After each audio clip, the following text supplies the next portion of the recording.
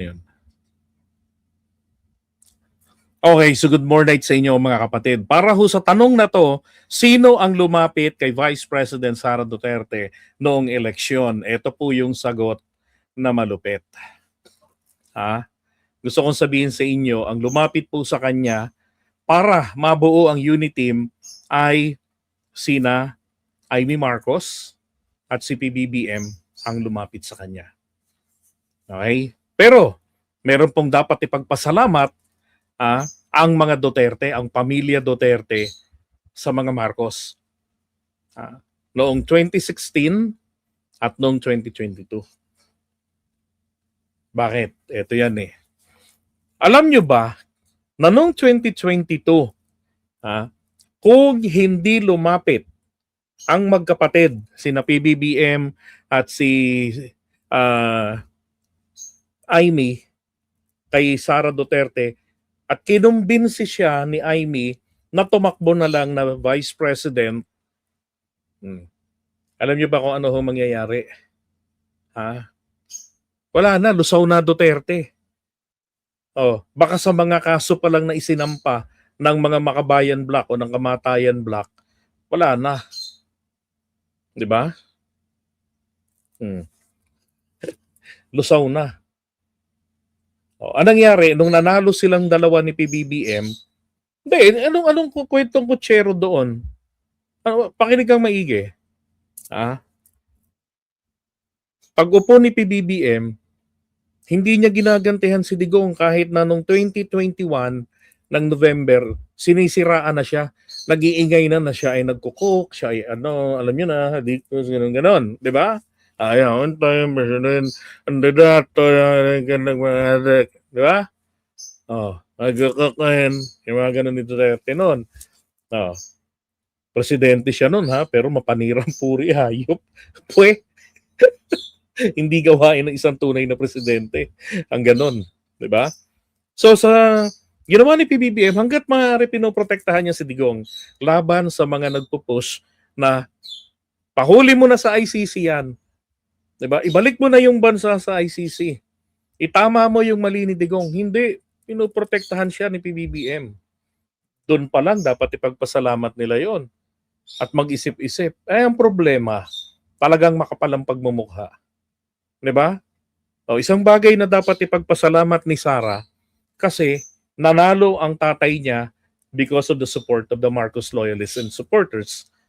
Noong 2022, nanalo rin siya dahil po sa suporta ng mga loyalista at ng mga nag-aabang na makabalik na sa palasyo o maging pangulo etong si PBBM.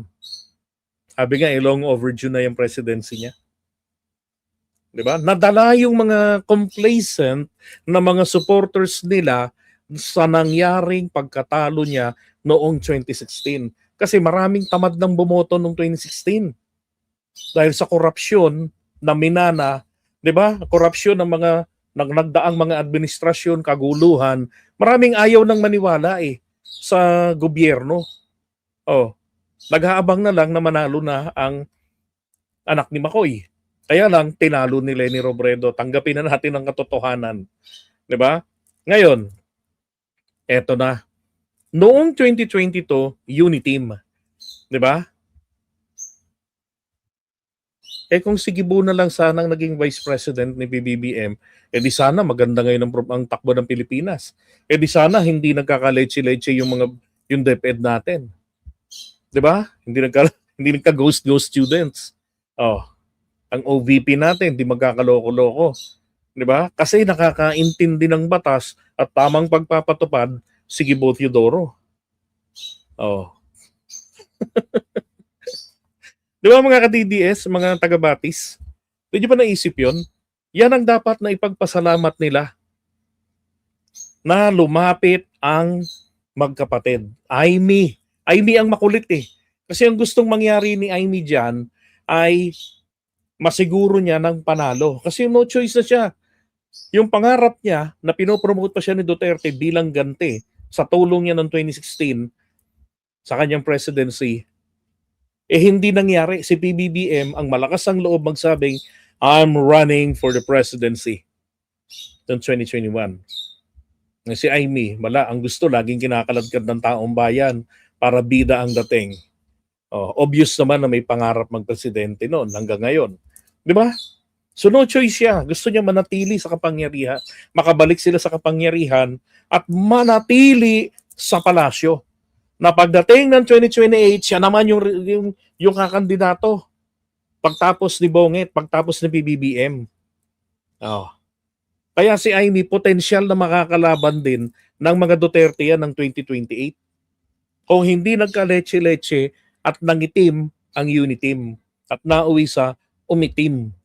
Di ba? Yan ang bagay na dapat ipagpasalamat. Dahil tandaan nyo, walang karisma si Duday na katulad ng kay Digong. Iba si Digong, malayong malayo, pati kumpara kay Sara. Maging sa pagsasalita, sa sense of humor, sa karisma, magkaiba, milya-milya ang diferensya ng mag-ama. Diba? Kung si Digong noon, dumugi ng tao dahil presidente, pero nung si Sara nung kampanya, hindi pinapansin yan.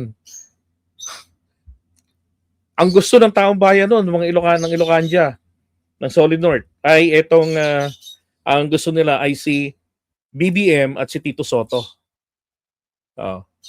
Di ba't kami ang nagkakali survey nun? Di ba't nag-iiyak na nga yung mga DDS nun? Kasi tinatraidor daw ni Marcos ang Duterte dahil doon sa BBM Soto tandem until pinakilala ni PBBM noong February 16, formally inendorso niya sa Ilocanja, sa Paway, Ilocos Norte, sa Sandunes, si Sara. At sumabit pa si Robin Padilla nyo. Yun eh. Yan ang mga bagay na pwede ninyong dapat po, hindi lang pwede, dapat ipagpasalamat sa mga Marcos at sa mga loyalista. Okay? Kaya wag na kayo. Don't dare to ask again sino ang lumapit. Mapapahiya kayo. Okay?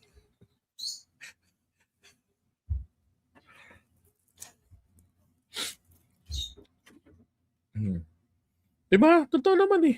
Makarisma talaga si Digong. Lahat nga tayo nabudol eh.